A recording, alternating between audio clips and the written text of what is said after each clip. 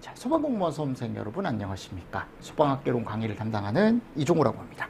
자, 이번 시간에 저희 이제 뭐를 할 거냐면 이산화탄소 소화 설비 마무리를 또 한번 해보도록 하겠습니다. 자, 어제 제가 동작 순서까지 설명을 드렸고요. 자, 밑에 이제 용어의 정의가 나와요. 그쵸? 그럼 전역 방출이나 국소 방출. 자, 이거는 우리가 이제 앞에서 포수화 설비에서 한번 봤으니까 맞습니까? 한번 그냥 같이 보시면 되겠죠? 전역과 이제 국소가 있다. 그럼 전역은 뭐다?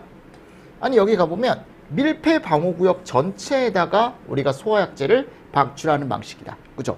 요거 잘 보십시오. 그리고 여기 가보면 배관 및 헤드가 설치되어 있대요. 왜냐면 CO2 헤드가 설치가 되어 있을 거고 그 CO2가 나오는 배관도 같이 설치가 되겠죠. 자, 국소 방출 방식 같은 경우도 똑같이 배관 및 분사 헤드를 설치하는데 여기 직접 화점에 뿌린다라는 말이 있습니다. 맞나요? 그래서 전체에 뿌리냐 아니면 하나에 집중해서 뿌리냐에 따라 우리가 전역이냐 국소냐 이렇게 구분을 할 수가 있다라고 제가 설명을 드렸었죠. 자, 다음 가보면 이제 세 번째 이제 호스릴입니다. 그럼 여기는 뭐가 중요한 거예요? 소화수나 소화약제, 저장용기 등에 연결된 호스릴이라는 걸 이용해서 그죠? 사람이 직접 화점에다 뿌리는 걸 얘기합니다. 그래서 직접 화점에 갖다가 이제 뿌리는 걸 우리가 이제 호스릴 방식이라고 얘기한다라고 말씀을 드렸고, 자, 그리고 충전비라는 게 있습니다. 충전비는 약제 저장용기 용적과 중량비를 얘기한다라고 되어 있어요. 그래서 우리가 만일 약제 용기가 이렇게 있는 거야, 여러분들. 이렇게 용기가 있는데 얘 체적이 68리터짜리래요. 그리고 이 안에 액화가스가 45kg가 들어있답니다. 아셨습니까? 자, 그러면 이제 뭐를 구하게 되어 있냐면 이 용기 자체에 충전비를 구하시오라고 한다면 어떻게 하냐면 이 최적 68을 45로 나눠요. 그럼 얘가 충전비가 몇이 나오냐면 이렇게 나와요. 그러니까 즉 이 말이 뭐냐, 이 안에는 이 1kg라는 CO2가 액화 CO2 1kg가 최적을 몇 리터 차지하고 있다? 1.5리터를 여기 일부분 차지하고 있는 거야. 그래서 이 1.5리터 차지하고 있는 애가 이제 45kg가 있으면 전체 68리터를 꽉 채우게 된다라는 얘기거든요. 우리가 얘를 이름을 뭐라고 하냐면 충전비라고 얘기합니다. 그래서 우리가 약제 용량 같은 걸 따질 때 이렇게 충전비를 얘기하거든요. 가스계 쪽에서. 근데 뭐 이게 이제 단독적으로 시험 문제가 나오진 않겠지만 그래도 이제 혹시나 이제 시험 문제가 나왔을 때 충전비를 구하시오, 이 용기에 충전비를 구하시오 이런 게 또 나올 수도 있어요. 그럼 구하면 우리는 그냥 최적을 뭘로만 나눠주면 된다? 그 약제의 한 명당 약제량으로 그냥 나눠주게 되시면 그 용기 자체에 뭐가 나오더라? 충전비가 나오더라 라는 것까지 정리를 좀 해두시면서 넘어가 주시면 되겠죠. 자, 그리고 다섯 번째 보겠습니다. 자, 이번에는 무슨 화재래요? 신부화재래. 신부화재. 맞나요? 신부화재. 이 두 가지를 좀 비교해서 보시는데요. 목재 또는 섬유류와 같은 고체 가연물에서 발생하는 화재 형태로, 자, 여기 보십시오. 맞나요? 그러니까 이 고체 가연물의 여러분들 특징이 뭐냐면 당연히 바깥쪽에서도 이제 불이 나겠지만 이 바깥쪽에 나 있는 불이 안쪽까지 들어간단 말이에요. 즉 무슨 화재? 신부화재라는 특징을 나타내더라. 깊을 심자라 그랬죠. 그래서 깊은 부분까지 화재가 파고 들어가는 화재 유형을 나타내서 얘가 끄기가 쉽지가 않다.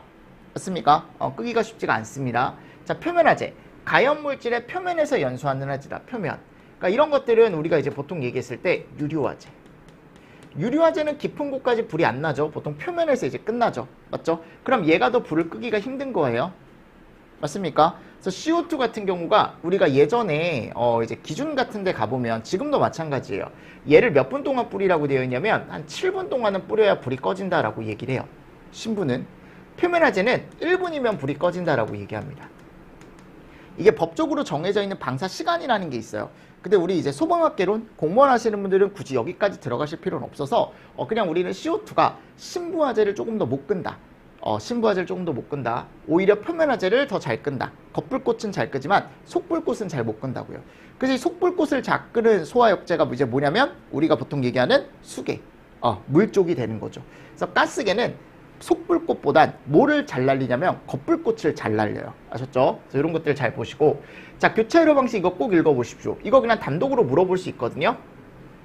하나의 방호구역 내에 둘 이상의 화재 감지기 회로를 설치하고 하나만 어떻게 보면은 동작을 했을 때는 얘가 동작이 안 되고 두 개의 회로가 동시에 동작했을 때 이제 화재 신호가 들어가는 거, 소화 설비가 작동하는 거. 얘를 우리가 무슨 회로 방식? 교차 회로 방식이라고 얘기한다고요. 됐습니까? 이거 같이 보시면서 넘어가 주시면 좋을 것 같습니다. 자, 다음 8번째입니다. 이제 방화문이란 건축법 시행령 제64조의 규정에 따른 60분 플러스 60분 방화문 또는 30분 방화문을 얘기한다 라고 되어 있습니다. 60분 플러스 60분 방화문 또는 30분 방화문. 그러니까 예전에 이제 갑종이나 을종이죠. 지금은 전혀 쓰지 않지만 그죠? 자, 방호구역이란 소화설비가 뿌릴 수 있는 소화 범위 내에 포함된 영역을 얘기한다 라고 되어 있고, 자, 그리고 선택 밸브, 이거는 잘 보십시오. 선택 밸브, 이거 CO2 어차피 설비에서, 가스계 설비에서 핵심 부품 중에 또 하나니까. 자, 얘는 뭐야 여러분들? 방호 대상물에 또는 방호구역을 내가 어떻게 하는 거야 여러분들? 선택할 수 있게. 그죠? 그러니까 A 구역과 B 구역이 있는 거야 여러분들. 그러면 이 구역에 선택 밸브 달고 이 구역에 선택 밸브를 달아서 각각의 선택 밸브를 달아놓음으로 인해서 A 구역에도 가스를 뿌릴 수 있게 또는 B 구역에도 가스를 뿌릴 수 있게 약간 선택을 하는 거죠.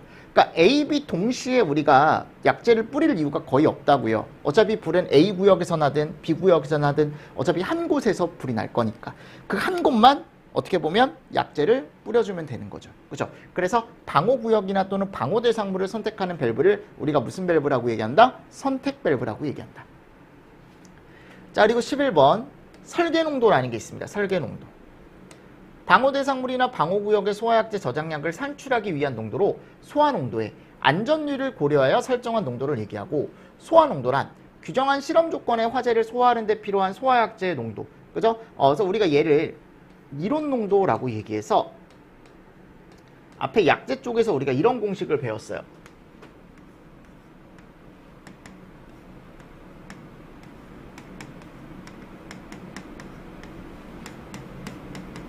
얘가 뭐냐면 이론 소화 농도야. 아셨죠? 그럼 여기다가 내가 조금 더 여유를 줘요. 한 20% 정도 여유를 줍니다. 즉 여기다가 20% 여유를 주면 걔 이름이 뭐가 되냐면 설계농도가 돼. 설계농도. 아셨습니까?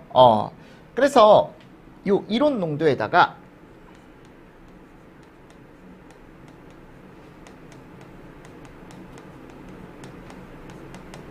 얘를 곱하는 거죠. 안전율. 근데 이 안전율을 우리가 몇 프로를 둔다고요? 한 20% 정도를 둔다고. 아셨습니까? 네. 요런 개념도 같이 좀 보시면서 넘어가 주시면 좋겠죠. 됐나요? 자, 그리고 호스릴에 대한 정의도 나와 있고, 핵심 구성품의 기능 및 역할이라고 제가 넣어놨죠. 그래서 이것도 아니 결국 저장 용기는 액화 이산화탄소 소화약재를 저장하는 용기래. 그럼 이 액화를 시키기 위해 내가 어떻게 한다 그랬어요?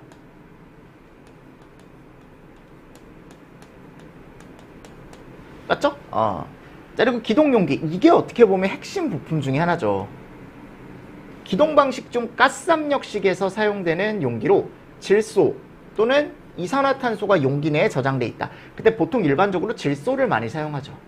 원래 질소 또는 이제 비활성 기체 아무거나 사용해도 되는데, 그 비활성 기체 대표적인 게 질소기 때문에 질소를 제일 많이 사용하고, 얘가 저장돼 있다가 얘를 열어준다. 무슨 역할을 하는지 꼭 알고 계시라고 제가 앞에서 틀림없이 강조했습니다. 이 기동 용기가 이렇게 있을 때 얘가 5리터짜리, 그리고 이 안에 압력이 6메가파스칼 정도 들어가요. 아셨죠? 질소가. 그리고 여기에 뭐를 달아놓는다고요? 우리가 솔레노이드 밸브라는 걸 달아놓습니다. 그래서 화재 신호가 들어오면 얘가 터지는 거야. 그래서 얘를 개방을 시켜준다 그랬죠. 그럼 이 솔레노이드 밸브를 우리가 이제 보통 얘기할 때 얘를 개방을 시켜준다라고 얘기한다고. 맞나요? 그래서 화재 신호가 들어왔을 때 기동 용기를 열어주는 밸브 이름이 무슨 밸브다? 솔레노이드 밸브다. 자, 그리고 압력 스위치라는 게 있습니다. PS. 가스관 선택 밸브 2차 측에 설치되어 압력에 의해 동작하는 스위치다. 그래서 우리가 이제 저장 용기에서 가스가 나갔을 때 이제 방호구역으로 가스가 쭉 하고 방출이 되죠. 그때 여러분들 PS라는 게 중간에 설치가 돼 있어서 가스가 나가는 압력에 의해서 압력 스위치가 동작을 하면 압력 스위치가 뭐를 해준다? 얘를 점등을 시켜준다. 맞습니까? 그래서 방출 표시 등은 압력 스위치 작동으로 점등이 된다. 그러니까 방호구역 안의 사람들이 가스가 방출된 실로 들어가는 걸 막아주는 표시등이다. 자, 이름이 뭐다? 방출 표시등. 그죠? 자, 그리고 체크 밸브. 가스를 한쪽으로만 흐르게 해준대. 이게 그릴 때 이런 식으로 그리거든요. 그래서 이 그림을 보고 내가 가스가 어느 쪽으로 흐를 수 있는지 볼 수 있는데, 그림을 딱 보니까 이게 화살표가 왠지 이쪽으로 갈 것 같잖아. 근데 반대야, 반대. 그림의 반대, 그림의 반대. 아셨습니까? 자, 얘가 이제 가스 체크 밸브예요. 가스 체크 밸브.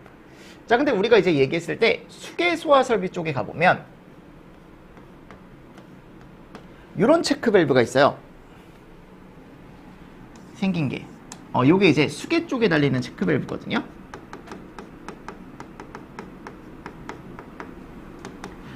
그래서 수계 쪽은, 우리가 물을 쓰는 쪽은 이런 도시기후가 조금 표현이 다르다. 그래서 여기에서 여기로 한번 가면 물이 반대쪽으로 넘어오지 못하는 거고, 가스가 이쪽에서 이쪽으로 넘어가면 반대쪽으로 넘어오지 못하는, 그죠? 얘네들 이런 역할을 해주는 거, 즉 역류 방지를 하는 거죠. 반대쪽으로 다시 넘어오지 못하게. 그 밸브 이름을 우리가 무슨 밸브라고 한다? 체크 밸브라고 얘기합니다. 아셨습니까? 네, 같이 보시면서 넘어가 주시면 좋겠죠. 그래서 체크 밸브는 가스계 체크 밸브가 있고, 그리고 수계 체크 밸브, 이렇게 두 개가 있는 거예요. 우리가 일반적으로 그냥 알고 계셔야 될 게. 자, 그리고 선택 밸브. 선택 밸브, 요거 아까 제가 얘기했죠. 방호 구역을 선택하는 밸브다, 또는 방호 대상물을 선택하는 밸브다 라고 해서, 어떻게 보면 하나 또 제가 위에 나와 있는 거 하나 더 가지고 온 거고, 피스톨 릴리저 댐퍼라는 게 있습니다. 자, 요거는 얘를 닫아준대요. 가스가 나오기 전에 개구부나 댐퍼를 폐쇄해주는 역할을 하는 애가 피스톤 릴리저 댐퍼다 라고 되어 있습니다. 그죠? 그래서 얘가 결국 이 자동 폐쇄 장치의 종류예요. 제품 이름입니다. 됐나요? 그래서 저장 용기,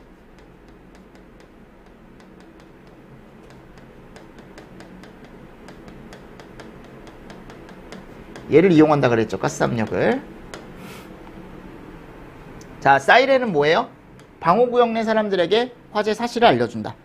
윙하고 울려주면, 맞습니까? 네, 이런 개념들 같이 또 보시면서 넘어가 주시면 좋겠죠. 자, CO2 소화 설비의 분류라고 나와 있습니다. 어차피 탁가스계도 다 동일해요. 그래서 우리가 방호 대상물 전체에 뿌리냐, 방호구역 전체에 뿌리냐, 또는 방호 대상물 하나에 뿌리냐, 또는 이동식으로 사용을 할 거냐에 따라 이렇게 세 가지, 전역, 국소, 호스릴, 맞습니까?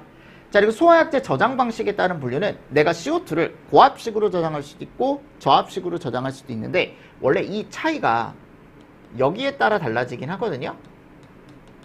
아까 제가 충전비라고 말씀드렸죠. 그래서 약제 충전비가 1.5에서 1.9면 우리가 고압식이다 라고 얘기하고, 1.1에서 1.4면 저압식이다 라고 얘기를 합니다. 아셨죠? 이 두 가지 구분해서 조금 보시면 되고요.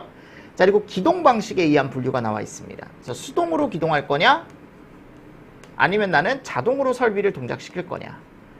근데 우리가 이제 보통 얘기할 때 가장 많이 쓰는 게 얘죠.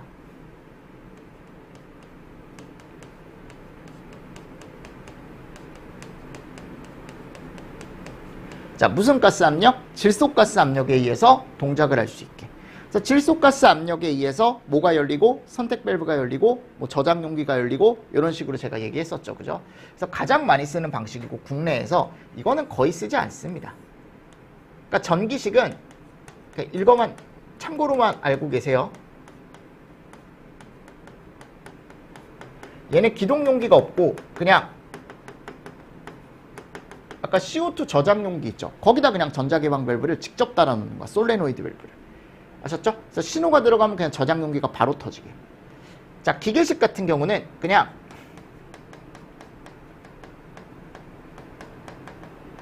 기계적인 힘에 의해서 저장 용기가 열린다라고 생각하시면 됩니다.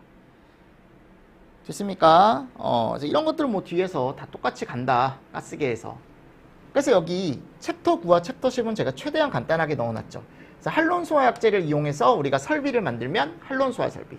근데 더 이상 사용하지 않는다. 약제 자체를 사용하지 않다 보니까 설비 자체도 사용하지 않겠죠. 그죠?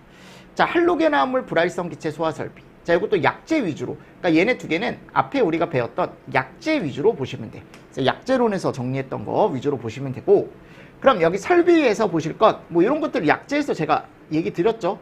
특히 이런 거 잘 보시라고, 그죠? 그리고 최대 허용 설계 농도라는 게 있다 그랬어요. 사람이 상주하는 곳에 적용하는 소화약재 설계 농도다.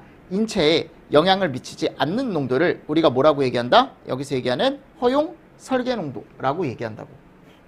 맞습니까? 최대 허용 설계 농도라고 얘기한다. 자, 그리고 설치 제외가 있어요. 설치 제외.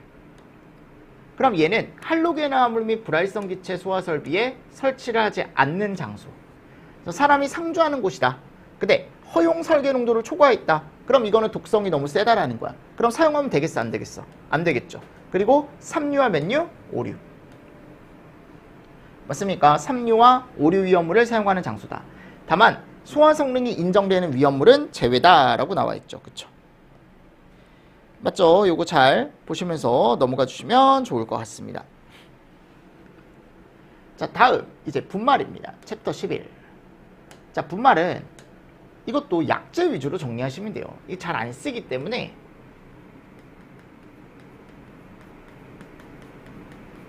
약재 위주로 정리를 하시는데,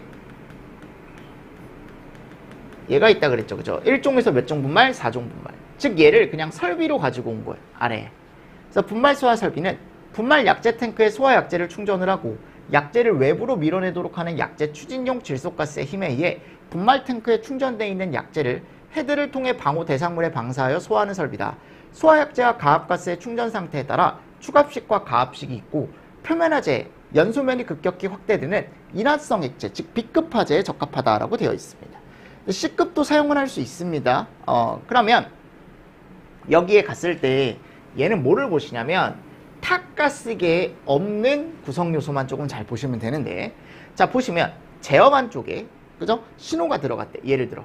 그러니까 여기가 뭐 수동 조작함 있고 감지기 있죠. 얘네들이 동작을 해서 신호를 준 거야, 제어반에. 그럼 제어반에 신호를 주면 얘가 동작하기 시작합니다. 기동용기. 그죠? 그럼 이 기동용기가 누구를 열어주냐면 얘를 열어줘요. 이름이 뭐예요? 가압용기. 그럼 이 가압용기라는 걸 통해서 이제 압력 조정기라는 걸 거치죠. 그리고 나서 얘가 어디로 들어가냐면 이쪽으로 들어가요.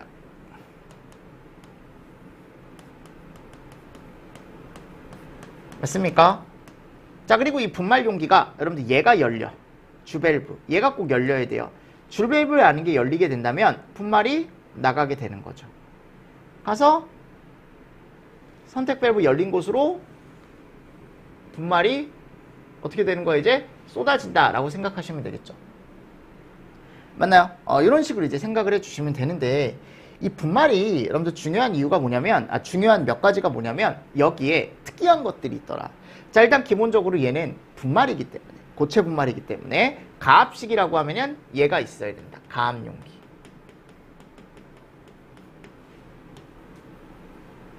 맞나요?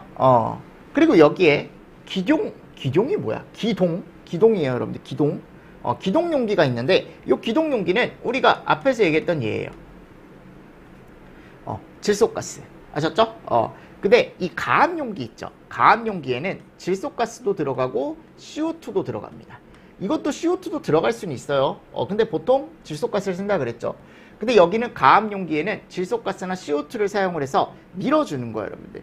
얘는 설비 자체를 기동을 시켜주는 거고, 얘는 분말을 밀어주기 위해서 이제 가압가스가 나오게 되는 거죠. 근데 여기 갔을 때 이제 압력 조정기라는 게 있어요. 보이십니까? 요게 인입될 때 압력이 이 정도로 들어온대요. 근데 이게 너무 세니까 얘를 이하로 감압을 시켜줍니다. 네, 이런 것들 조금 잘 보시고요. 아셨죠? 그래서 연결관을 통해서 이제 분말이 쭉 하고 나가게 되는데, 자, 여기 이제 중요한 장치가 또 하나 있어요. 요거. 얘가 뭐냐? 정해진 압력에서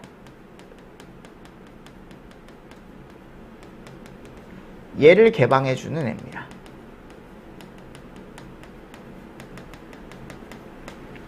뭐를 개방을 해요? 요거. 주밸브. 그래서 얘가 열려야만 이제 분말에서 가스가 나갈 수 있는 거거든. 무슨 말씀인지 아시겠습니까? 네. 그래서 이런 것들을 잘 보시고요. 정합작동장치라는 게 있다라는 거. 그리고 안전밸브. 요거는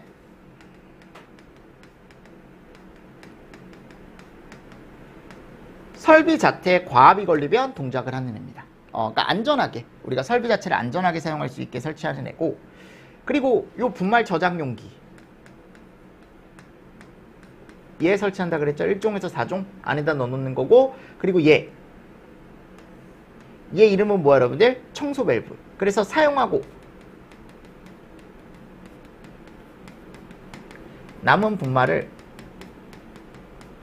청소하는 역할을 하죠. 왜냐하면 이거를 그대로 두면 사용 시간이 지나면 분말이 어떻게 된다 그랬어?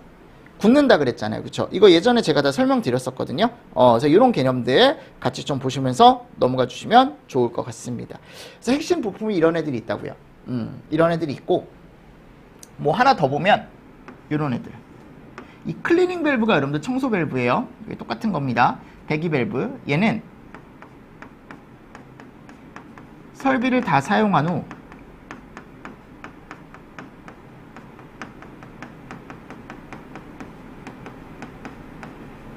모 방출, 잔압 방출이라고 되어 있습니다. 맞습니까? 네, 이런 개념들도 같이 좀 보시면서 넘어가 주시면 좋겠죠. 자, 그리고 나서요, 이제 두 번째 가보면 용어의 정의가 나옵니다. 그러면 용어의 정의는 우리가 네 가지를 얘기를 하는데, 뭐 이거 앞에서 다 했던 거예요, 여러분들. 1종부터 몇 종 분말까지? 4종 분말까지. 자, 그럼 1종 분말의 주 요소는, 주 성분은 뭐다? 탄산수소, 나트륨. 또는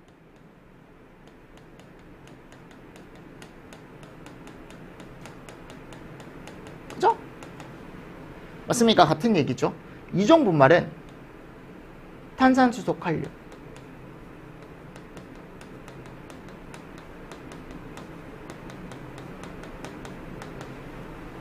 그죠? 자, 그리고 인산염 또는 인산 암모늄. 다음 탄산수소, 칼륨과 뭐래요? 요소. 그러니까 이종과 요소가 섞여 있는 거죠. 얘를 4종 분말. 이거는 여러분들 당연히 알고 있을 것 같고, 왜냐면 약재론에서 우리가 했으니까. 자, 그리고 부속장치는 제가 아까 설명드렸던 거. 그럼 요거 한 번씩 읽어보면서 가겠습니다. 자, 정합작동장치가 있다 그랬죠. 근데 이 15메가파스칼 정도의 압력을 2.5메가파스칼로 감압을 한다. 자, 얘 해주는 애 이름이 뭐다? 압력 조정기. 그래서 적정 압력에 도달하면 얘를 개방시켜준다. 이름이 뭐다? 정합작동장치. 그죠? 자, 근데 종류가 세 가지가 있습니다. 압력 스위치, 기계식, 시한 릴레이. 그죠? 그래서 압력 스위치를 사용해서 주밸브를 열어주는 방식이 있고, 기계적인 방법을 이용해서 주밸브를 열어주는 애가 있고, 타이머라는 걸 이용해서 우리가 이제 또 주밸브를 열어주는 애가 있더라. 그러니까 정합작동장치 종류가 3개가 있는데, 이건 너무 제품적인 거기 때문에 그냥 참고로만 알고 계시면 되고, 자, 청소장치라는 게 있다. 그대로 두면 습기가 먹어서 굳어버린다 그랬죠. 그렇죠? 자, 네 번째 CDC 분말이라는 게 나와 있습니다. 자, 요거는 분말 소화약제는 빠른 소화 능력을 가지고 있다. 유류화제 등에 사용하는 경우는 재발화 위험성이 있다. 반면 포소화약제는, 그죠? 소화에 걸리는 시간은 길지만 소화 후 장시간에 걸쳐 포가 유면을 덮고 있기 때문에 재발화 위험이 아주 작다. 그러니까 이게 재발화 위험이 분말이 정말 크고 포는 좀 작고, 근데 소화 효과는 분말이 더 좋고, 그죠? 포는 그거보단 좀 약간 떨어지고, 그러니까 서로의 장단점을 보완하기 위해서 두 개를 섞어 쓴다고요. 걔 분말 이름을 뭐라고 얘기하는데요? CDC. 그래서 트윈 20, 20이 있고 트윈 40, 40이 있네. 트윈 20, 20은 3종 분말이에요. 아셨죠? 20kg. 그리고 수성막포로 내가 섞어 쓴다 그랬죠. 트윈 에이전트 기억하시죠? 수성막포 특징에 트윈 에이전트 있었잖아. 내가 포하고 분말하고 섞어 쓸 수 있는 포소화약제 딱 하나밖에 없었잖아요. 그죠? 그래서 20, 20. 20kg, 20L. 얘는 40kg, 40L. 이렇게 섞어 쓸 수 있는 분말 소화약제들을 얘기한다라고 나와 있습니다. CDC. 됐죠? 여러분들 이런 것들 잘 보시고 넘어가 주시면 됩니다. 자, 그리고 뒤쪽으로 가겠습니다. 심화이론이에요. 자, 심화이론에 가보면, 자, 요게 이제 수계소화 설비 쪽에 달리는 성능 시험 배관인데, 일반적으로 여기 얘기 많이 하니까. 이게 왜냐하면 여러분들 구성품으로 성능시험 배관이 있다. 맞는 얘기예요. 아셨습니까? 왜냐하면 성능시험 배관 제가 있다 그랬잖아요. 펌프의 뭐를 성능? 무슨 성능? 펌프의 어떤 100% 성능.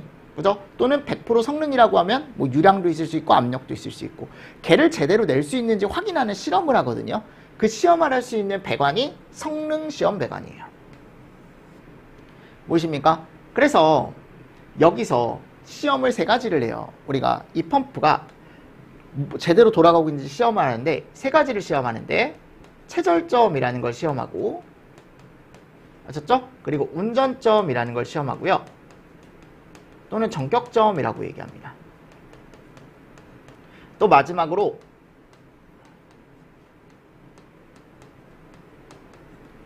최대 운전점, 최대 부하점이라는 걸 실험을 해요. 아셨죠? 그러니까 이 펌프가 제대로 이런 데에 만족을 하는지 이제 실험을 한다라는 거지. 이런데. 맞나요? 그래서 이 펌프를 여러분들이 돌리는 거야. 웅 하고 기동을 시켜요. 그럼 기동을 시키게 된다면 얘가 여기 압력계라던가 얘 이름이 뭐냐면 유량계거든요. 이 유량계에 지침이 제대로 뜨는지 확인하는 거야. 성능이 제대로 나오는지. 아셨습니까? 자, 근데 여기 왼쪽에 원래는 여기에 얘가 있거든요. 순환배관이 써주십시오. 그냥 숫자로. 그냥 말로 그냥 순환배관이 설치하게 된다라는 것만 잘 보시면 되고. 자, 우리는 그래서 뭐를 실험하냐면 이런 걸 실험을 한대. 체절운전 시. 자, 체절운전이라는 건 다 닫힌 상태라 그랬죠. 전격 도출 압력의 140%를 초과하면 안 된대요. 그 이유. 140%가 초과하기 전에 누가 동작을 해줘야 된다는 거야, 이게. 결국은. 이름이 뭐였어요? 140%. 자, 이 140%가 무슨 압력이야? 이제 조금 더 직접적인 힌트를 줄게요. 체절 압력이죠. 그럼 이 체절 압력이 넘어가지 않아야 된대. 그 이유. 왜 넘어가면 안 될까? 뭐가 동작을 해야 되니까? 그 전에. 릴리프 밸브라는 게 동작을 해줘야 된다는 거지. 그러니까 이게 릴리프 밸브 동작 시험이에요. 아셨죠? 또 전격 도출량을 내가 이번에는 유량이죠. 유량.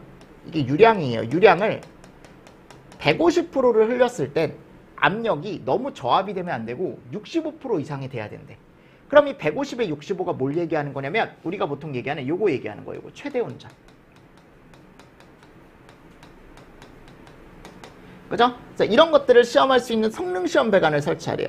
근데 충합 펌프에는 성능 시험 배관 필요 없어요. 우리는 무슨 펌프만 실험할 수 있으면 되냐면 무슨 펌프? 주펌프만. 아셨죠? 그래서 제가 수치로 그냥 적어 드릴게요. 자, 3가지를 실험하는데 체절, 전격, 그리고 최대 운전 이렇게 3가지를 실험을 합니다. 뭐를 시험을 하냐? 유량과 압력을 실험을 해요. 자, 체절 운전은 유량이 제로일 때 압력이 140%가 절대 넘어가면 안 돼. 일단 얘는 100%일 때 압력이 100%가 나와줘야 되고요. 최대 운전 시험은 150%로 유량을 흘렸을 때 압력이 저압이 되면 안 되고 최소 몇 프로? 65% 이상은 나와줘야 된다라는 걸 얘기한다. 됐나요? 그래서 여러분들 얘가 유량계예요. 유량계. 그죠? 유량계. 그리고 얘가 이름만 그냥 간단하게 보세요. 개폐 밸브고 얘 이름이 유량 조절 밸브예요. 아셨죠? 유량 조절 밸브인데 자, 여기서 이제 실험을 하는 거예요, 여러분. 어떤 실험을 하냐? 먼저 체절 시험을 하고 싶대. 그럼 체절 시험은 물이 어디도 가지 않게 해줘야 되거든요. 그래서 얘네를 다 잠궈요. 요거 다 잠겨 있죠, 그죠? 그럼 보세요. 물이 나갔을 때 갈 데가 없어. 맞잖아요. 그럼 물이 계속 맴맴 돌겠죠. 그리고 유량계에 유량이 제로가 뜨겠죠. 왜냐면 물이 안 들어왔으니까. 맞잖아, 여러분들. 그러면 압력이 여기 계속 올라갈 거란 말이에요. 압력이 계속 올라가요. 압력이 계속 올라갑니다. 압력이 계속 올라가요. 여기 압력계 지침이 한 140%까지 올라가기 전에 그 이전에 왼쪽에 달려있는 누가 동작해야 된다 그랬어요, 내가? 순환배관이 동작해줘야 된다 그랬죠. 그쵸? 그래서 저 압력은 절대 140%가 넘으면 안 돼. 그럼 이게 140%가 넘었다는 건 릴리프 밸브에 뭔가 문제가 생겼다는 걸 의미한다고요. 무슨 말씀인지 아시겠죠? 이런 것들 같이 보시면서 넘어가 주시면 될 것 같습니다. 됐죠? 그래서 같이 보시면서 넘어가 주시면 될 것 같고 자, 그리고 나서 이제 밑으로 가겠습니다. 여기 성능시험 곡선. 그럼 성능시험 곡선 같은 경우는 성능시험 곡선이 아니고 여기 오른쪽에 가보면 왼쪽에 전격점 있죠. 전격점. 자, 전격점 같은 경우는 100%의 100%죠. 100%의 100%는 뭐야, 여러분들? 여기가 100%일 때. 그죠? 여기가 100%일 때. 그러니까 이게 무슨 말이냐면 얘를 잠깐 열어요. 그럼 얘를 몇 프로로? 100%로. 그죠? 얘가 100%가 됐을 때 요게 압력이 100%가 나오는지 확인하는 거야. 그러니까 이걸 이제 여는 겁니다. 열어서 요거 100% 유량을 맞춰요. 설비에. 그러면 여기가 100%가 나오는지 확인하는 거고, 그냥 그렇게만 보시면 돼. 이거 막 너무 자세하게 보실 필요 없습니다. 자, 이번에는 여기 유량 조절 밸브라는 걸 이용해서 이번엔 100%가 아니고 150%로, 그러니까 우리가 수도꼭지를 좀 더 오른쪽으로 돌리면 물이 더 많이 나오잖아요. 그 더 많이 나오게 하는 거야, 물을. 아셨죠? 오른쪽으로 더 돌려서. 그렇게 되면 물이 더 많이 나가겠죠. 그랬을 때 압력이 몇 프로 이상 나올 수 있게? 우리가 65% 이상 나올 수 있게.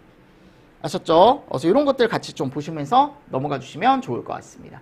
이 수치들 잘 보시면서 넘어가 주시면 되겠죠. 그래서 여기 100에 100이다. 그죠? 150에 65다. 그리고 여기 140이다. 이런 것들 같이 보시면서 넘어가 주시면 되겠죠. 그래서 정리를 하시면서 넘어가 주시면 됩니다. 이게 이제 뭐에 대한 거예요? 성능시험 배관에 대한 거. 그래서 성능시험 배관에 갔을 때 여기 곡선이 있어요. 성능시험 곡선. 이 성능시험 곡선은 항상 무슨 방향? 우하향 방향이어야 돼. 이렇게. 그래서 여기가 최절점, 여기가 전격점, 여기가 최대 운전점. 이런 식으로 해서 여러분들이 좀 정리를 해주시면서 넘어가 주시면 좋지 않을까라고 생각을 합니다. 됐나요? 이게 시험 문제 나오진 않아요, 여러분들. 솔직히 얘기하면. 최근엔 거의 안 나왔어요. 근데 이제 과거 시험에 가보면 이런 거 이제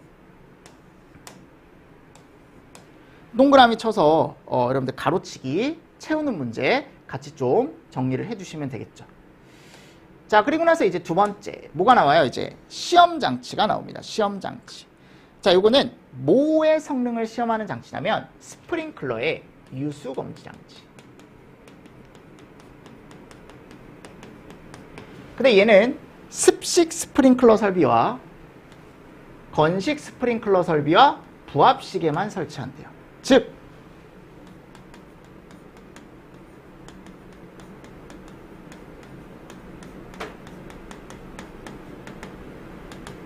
1차 측과 2차 측에 물이 가득 차 있는 설비 또는 공기. 그래서 얘는요, 여러분들 유수검지 장치를 실험하는 시험 장치는 우리가 또 습식이나 건식이나 부합식에 달리는 하나의 구성품이다라고 생각하시면 돼요. 그러면 반대로 생각하면 설치 안 하는 거죠. 준비작동식이나 어디에는 일제살수식에는. 그죠? 그럼 여기 1번 보겠습니다. 습식, 부합식에 있어서는 2차 측 배관에 설치를 하고, 건식 같은 경우는 유수검지 장치에서 가장 먼 거리에 위치한 가지 배관의 끝으로부터 연결하여 설치할 것, 이렇게 되어 있는데, 아니 그러면 선생님 왜 준비작동식과 일제살수식은 시험장치, 유수검지 장치가 필요가 없고 여기에만 필요합니까? 습식, 건식, 부합식에만. 그 이유는 뭐냐? 얘네는 감지기가 달리기 때문에 감지기로 실험이 가능해요.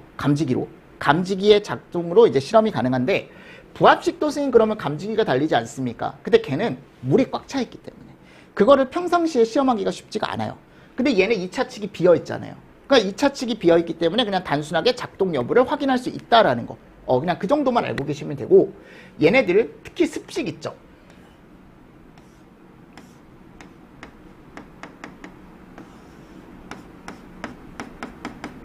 여기가 1차고 여기가 몇 차 여러분들? 2차죠. 그 여기가 물이고 여기도 뭐야 여러분들? 물이잖아. 맞나요? 그럼 얘가 동작하는지 클래퍼가 열리는지 확인하려면 우리는 이건 불을 질러서 얘를 터트려 봐야 되는 거야. 맞잖아요. 물이 꽉 차 있기 때문에, 또는 공기가 차 있기 때문에, 부합식도 물이 차 있기 때문에. 그러니까 이게 시험하기가 쉽지가 않다고, 평상시에. 그렇다고 내가 여기다가 불을 지르냐? 불을 지르면 여러분들 잡혀가겠죠. 철컹철컹. 맞습니까? 그러니까 난 여기 끝에다가 시험용 헤드를 하나 더 달아주는 거야. 근데 이거를 이제 개방용으로 설치하고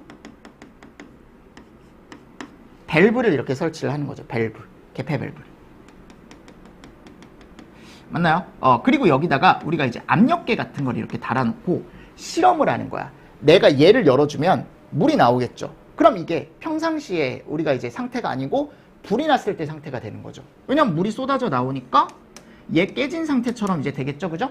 그러니까 실험할 때만 열어주는 거야. 그럼 얘가 실제로 동작하는 것처럼 동작을 하겠죠. 화재 시에 동작하는 것처럼.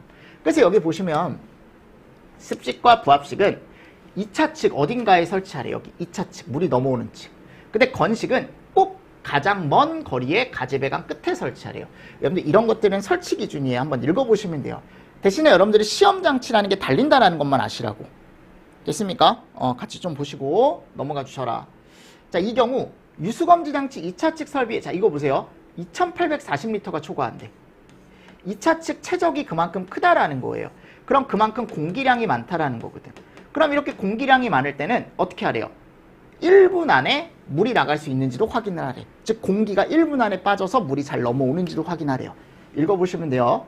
그리고 시험장치 배관의 구경은 25mm 이상으로 하고 끝에 개폐 밸브와 개방형 헤드, 개폐 밸브와 개방형 헤드 또는 그냥 오리피스만 설치해도 된대. 그냥 헤드 말고 그냥 구멍 있는 거 이렇게 설치해도 된대요. 왜냐면 물만 나오면 되니까. 이 경우 개방형 헤드는 굳이 반사판이나 이런 거 필요 없겠죠, 그죠? 그리고 이게 물이 쏟아져 나오니까 물바지통이나 배수관을 꼭 설치를 해서 물이 바닥에 흘러내리지 않도록 하래요.